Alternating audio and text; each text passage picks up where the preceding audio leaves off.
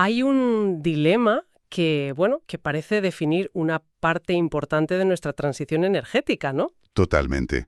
Por un lado, la necesidad, que es imperiosa, de construir enormes plantas de energía renovable. Pensemos en las solares. Claro. Y por otro, el deber de proteger la naturaleza, los hábitats que esas mismas plantas van a ocupar. Es que casi siempre se presenta como una batalla. Exacto, o una cosa o la otra.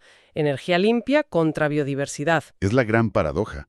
Para salvar el planeta a nivel global, a veces parece que tenemos que sacrificarlo a nivel local. Sí, Y los desiertos, que a menudo los vemos como, como lugares vacíos, son en realidad ecosistemas increíblemente frágiles. llenos de vida muy especializada. Exacto. Poner ahí miles de hectáreas de paneles solares es una intervención masiva, no nos engañemos. Pues hoy vamos a analizar a fondo un caso que pone precisamente esa tensión bajo el microscopio. Ujú. Nos vamos al desierto de Mojave, en Nevada, a una de las instalaciones solares más grandes del mundo.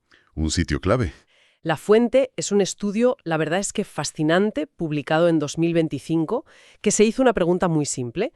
¿Qué le pasa a una planta rara, en peligro crítico, cuando le montas una central eléctrica encima? Y lo interesante es que la respuesta que encontraron no es la que nadie esperaba. Ni siquiera los propios científicos. Para nada. Es una de esas historias donde la naturaleza te demuestra que sus reglas son mucho más complejas de lo que pensamos. Totalmente. El estudio se centra en el proyecto solar Gemini y en una planta que se llama Milk Veg de 3 esquinas. Un nombre curioso. Sí. Y nuestra misión aquí va a ser desgranar qué pasó con ella 2 años después de la construcción y por qué los resultados, ponen patas arriba muchas de nuestras suposiciones. Pues vamos a ello. Primero, un poco de escala para entender de qué estamos hablando. La energía solar a gran escala está explotando. Sí, sobre todo en Estados Unidos. El objetivo para 2050 es que pueda suministrar hasta el 45% de la electricidad del país. Una barbaridad. Y eso significa ocupar extensiones de terreno, pues gigantescas, o sea, del tamaño de ciudades enteras. Y el suroeste americano, claro, con su sol implacable, es el lugar ideal. El sitio perfecto. Pero ahí empieza el conflicto. Un desarrollo a esta escala implica alterar el paisaje para siempre. Hablamos de pérdida de hábitat, de fragmentar corredores, Por donde se mueven los animales, claro. de cambiar cómo fluye el agua, de compactar el suelo. El peaje ecológico es muy, muy alto. Y el escenario de nuestro estudio es el epicentro de todo esto, el proyecto solar Gemini al noreste de Las Vegas. Que es una bestialidad de instalación. Es enorme, 20 kilómetros cuadrados, que es como la mitad de la ciudad de Barcelona. Vaya tela. Ujú. Cubiertos con 1.800.000 paneles fotovoltaicos. Una ciudad de paneles. Y en medio de todo eso vive nuestra protagonista. La Astragalus jayeri var triquetrus, o Milk Veg de 3 esquinas. Eso es. Es una planta anual de la familia de los guisantes y es una auténtica especialista. Una superviviente. ¿Por qué? Porque solo crece en un tipo de suelo arenoso muy, muy particular del desierto de Mojave. No la vas a encontrar en ningún otro sitio del mundo. O sea que ya de por sí es rara. Y amenazada. La expansión de las Béleas ya le afecta, y el estado de Nevada la considera en peligro crítico. Y su ciclo de vida, por lo que leí, es una apuesta todo o nada cada año. Totalmente. Depende de las lluvias de invierno para germinar, y luego tiene una ventana de tiempo muy corta en primavera para crecer, florecer y echar semillas. Antes de que llegue el calor de mayo y la seque. Exacto. Es un ciclo muy delicado, está a merced del clima. Si un año no llueve lo suficiente, la población entera puede simplemente no aparecer. ¿Y cómo sobrevive? Sobrevive como un banco de semillas bajo tierra, esperando su oportunidad. Por eso es un sujeto de estudio perfecto para medir el impacto de una construcción así. Vale. Y aquí es donde la historia se pone realmente interesante. La empresa que construyó Gemini no usó el método tradicional, El de raspar y nivelar, que es, básicamente, pasar una excavadora y arrasar con todo, dejar el desierto plano como una mesa. que es una catástrofe ecológica, me imagino. Absoluta. Destruyes la capa superficial del suelo, el llamado suelo biológico, que tarda siglos en recuperarse. Y con él eliminas todo el banco de semillas. Es un borrado completo del ecosistema. Pues en Géminis usaron técnicas alternativas, Drive and Crash y Overland Travel. La idea es, en lugar de borrar el ecosistema, intentar construir sobre él. ¿Cómo? Pasan con la maquinaria justa, aplastando la vegetación, sí, pero intentando no alterar la estructura del suelo. Dejaron el banco de semillas intacto. Y este detalle, que parece menor, fue la clave de todo. Creó una oportunidad científica única, claro. El equipo de investigadores vio la ocasión de oro para comprobar si estos métodos, digamos, más amables, de verdad servían de algo. Montaron un experimento muy claro, el perfecto. Y con esa situación de partida, plantearon una hipótesis que, sinceramente, parece de puro sentido común. Lo más lógico del mundo. Predijeron que a las plantas de dentro les iría peor, mucho peor. Claro. Esperaban que sobrevivieran menos, que crecieran más despacio, que produjeran menos flores, menos frutos. Que todo su ciclo vital se retrasara por el estrés. Es que era lo normal.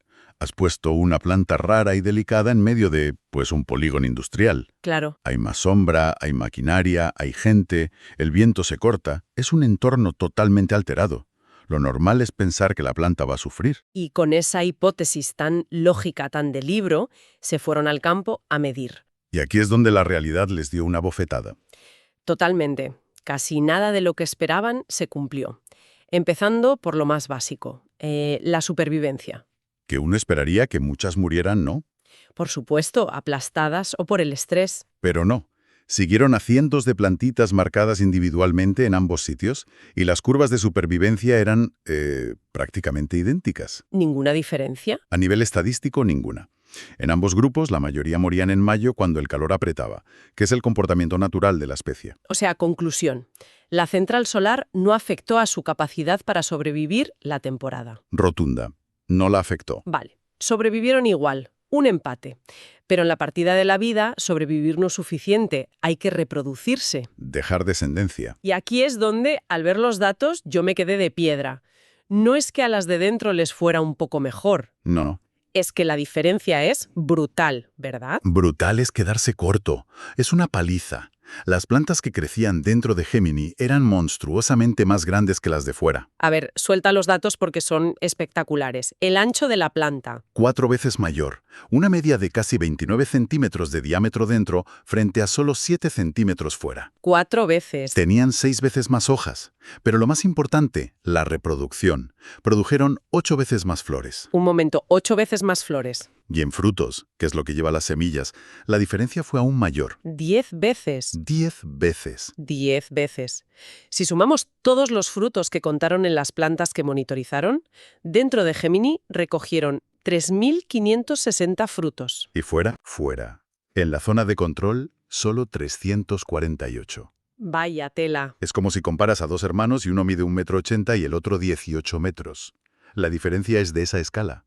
Totalmente desproporcionada. A ver, esto no tiene sentido. Más grandes, más flores, más frutos.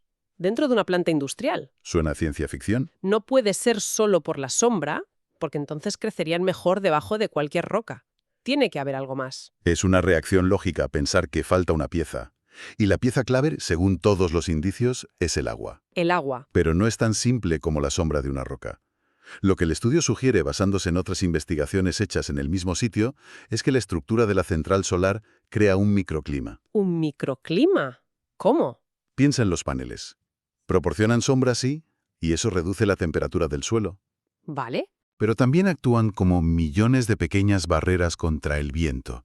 Y el viento es un ladrón de agua terrible en el desierto. Seca el suelo a una velocidad increíble. Ah, claro. Al reducir el viento y la temperatura, la evaporación disminuye drásticamente. Los ingenieros, sin pretenderlo, crearon miles de pequeños oasis. O sea que en un entorno donde cada gota de agua es un tesoro, los paneles actúan como la tapa de una cantimplora. Esa es la imagen perfecta, evitando que ese tesoro se evapore. Estaban creando, sin saberlo, una especie de ingeniería ecosistémica accidental. Exacto. Un microclima artificialmente favorable. Y esa humedad extra en el suelo, ese pequeño plus de agua disponible después de las lluvias, es lo que parece haber permitido a las plantas no solo sobrevivir, sino prosperar de una manera explosiva. Pudieron invertir toda esa energía extra en crecer más y, sobre todo, en producir muchísimos más descendientes. Y no solo eso. ¿Hay más? El estudio revela otro dato alucinante. No solo crecieron más y produjeron más, sino que lo hicieron antes y durante más tiempo. ¿Cómo que antes? Sí, Esto es fundamental. Las plantas de dentro de Gemini empezaron a producir frutos casi 3 semanas antes que las de fuera. 3 semanas. Y su periodo de fructificación, la ventana de tiempo en la que están activamente creando semillas, fue mucho más largo. Que en un entorno tan extremo, empezar antes y acabar después es una ventaja competitiva gigantesca. Totalmente. Es como si en una carrera de 100 metros lisos, un corredor pudiera empezar a correr 3 segundos antes que los demás. Exacto. Les permite aprovechar mejor los recursos. Y lo más importante es que se traduce en una mayor aportación de semillas al banco del suelo. ¿Y la calidad de las semillas era la misma? La misma, el estudio comprobó que tenían una viabilidad del 100% en ambos sitios. La diferencia no era de calidad, sino de una cantidad abrumadora. Entendido. La humedad es clave. La explicación del microclima tiene todo el sentido. Pero esto suena demasiado bonito para ser verdad. Siempre hay un pero. ¿Estamos seguros de que no hay otros factores? Podría ser una casualidad de ese año, porque si esto fuera una solución mágica, estaríamos llenando los desiertos de paneles para salvar especies. Esa es la pregunta del millón, y es donde el estudio introduce el matiz crucial, la letra pequeña. Ajá. Porque la historia no es tan sencilla. Este éxito arrollador no se daba en todas partes por igual dentro de la central. De hecho, estaba increíblemente localizado. ¿A qué te refieres? ¿No estaban todas las plantas de dentro igual de dopadas? Para nada. El 94% de estas plantas superproductivas se encontraron en un lugar muy específico, ¿Dónde? en lo que los investigadores llaman el interespacio. ¿Y eso qué es? Los pasillos abiertos que hay entre las hileras de paneles solares. Ah, amigo. O sea, no debajo de los paneles. Exacto. ¿Y qué tasaba justo debajo de la estructura o en la línea de goteo, donde cae el agua de los gordes cuando llueve? Ahí apenas había vida. En toda la zona de estudio, solo encontraron una planta directamente debajo de un panel. Una. ¿Una sola? Y 4 en la línea de goteo. La densidad era bajísima. Esto cambia la historia. Mucho. Nos dice que, aunque la instalación en su conjunto crea un beneficio, lo hace creando un mosaico de nuevos microhábitats. Los pasillos entre paneles se convierten en un paraíso para esta planta. Pero el área justo debajo de ellos se vuelve un entorno hostil. Eso es. ¿Y por qué? Demasiada sombra. Probablemente. El estudio midió que debajo de los paneles la radiación solar útil para la fotosíntesis se reducía en un 78%. Uf, es mucho. Quizás es simplemente demasiado oscuro para que la planta pueda prosperar. O a lo mejor los cambios de temperatura en el suelo bajo la sombra impiden que las semillas germinen bien. Así que tienes una dualidad. Por un lado creas un hábitat de altísima calidad en los pasillos, pero por otro destruyes el hábitat potencial en la superficie que ocupan los propios paneles. ¿Es una compensación? O sea que el resumen de la historia es: ponemos una central solar gigante y una planta en peligro de extinción contra todo pronóstico. No solo sobrevive, sino que se dispara su reproducción. Efectivamente, gracias al microclima que generan los paneles. Pero, y es un pero muy grande, este éxito se concentra exclusivamente en los espacios abiertos entre los paneles. Exacto. Esto demuestra que los métodos de construcción menos agresivos funcionan, en el sentido de que preservan el suelo y las semillas y permiten que la vida resurja. Pero el diseño final de la instalación es lo que determina si esa vida prosperará o no. No es una solución mágica, sino un ecosistema modificado con unas reglas del juego completamente nuevas. Esto abre un debate fascinante sobre el futuro.